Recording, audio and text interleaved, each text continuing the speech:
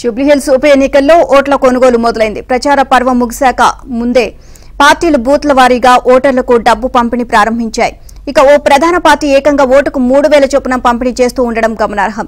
మొన్నటి వరకు ఓటుకు 2000 చొప్పున ఇస్తాము అంటూ ఓ ప్రధాన పార్టీకి చెందిన బూత్ ఇన్ఛార్జ్ హామీ ఇచ్చారు. అయితే ఈ విషయం తెలుసుకున్న మరో ప్రధాన పార్టీ బూత్ ఇన్ఛార్జ్ దానికి 1000 పెంచి 3000 చొప్పున పంచుతున్నారు. సాధారణంగా ఎన్నికల ప్రచారం ముగిసిన తర్వాత రాజకీయ పార్టీలు గుట్టుచప్పుడు కాకుండా ఓటర్లను కలిసి డబ్బు మందు పంపిణీ చేస్తూ ఉంటాయి.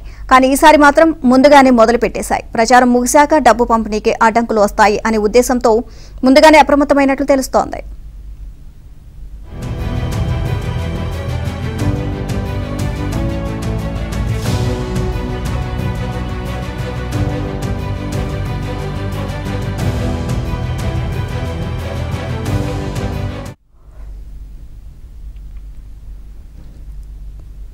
ఓవైపు పోలీసుల తనిఖీలు, మరోవైపు ఎన్నికల స్క్వాడ్లు ఆయా పార్టీల ముఖ్య నేతల ఇళ్లలో సైతం సోదాలు చేస్తున్నాయి.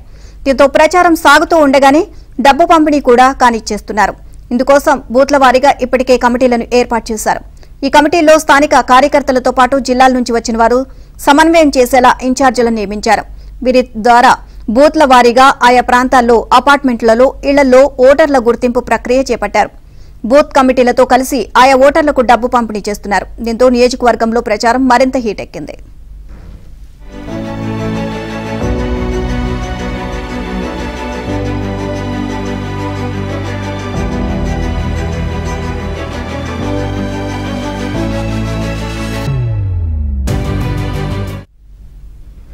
యూసఫ్గూడలోని ఓ బస్తీలో 4 అంతస్తుల భవనంలో 4 కుటుంబాలు ఉండగా అందులో 2 కుటుంబాలకు మాత్రమే ఓ బూత్లో ఓట్లున్నాయి. 2 రోజుల క్రితం ఓ ప్రధాన పార్టీకి చెందిన బూత్ ఇన్ఛార్జ్ ఆ కుటుంబాలను కలిశారు.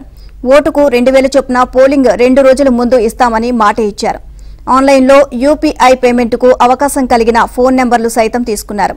ఈలోపు మరో ప్రధాన పార్టీకి చెందిన బూత్ ఇన్ఛార్జ్ ఆ కుటుంబాలను కలిశారు. ఒక్కో ఓటరుకు 3000 చొప్పున 4 ఓట్లకు 12000 ఇచ్చారు. మరో కుటుంబంలో 2 ఓట్లు ఉంటే 6000 చెల్లించారు. తమ పార్టీకే ఓటు వేయాలని వారి నుంచి హామీ పొందారు.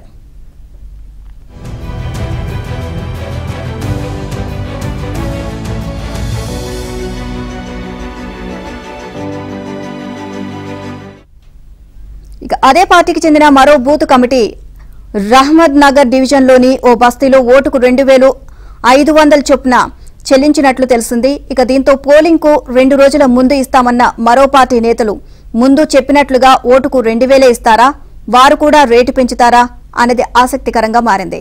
కానీ తొలుత 2000 ఇస్తామన్న పార్టీ వైపు మొగ్గు చూపిన ఓటర్లు మరో పార్టీ 3000 ఇస్తూ ఉండడంతో పునరాలోచనలో పడ్డట్లు తెలుస్తోంది.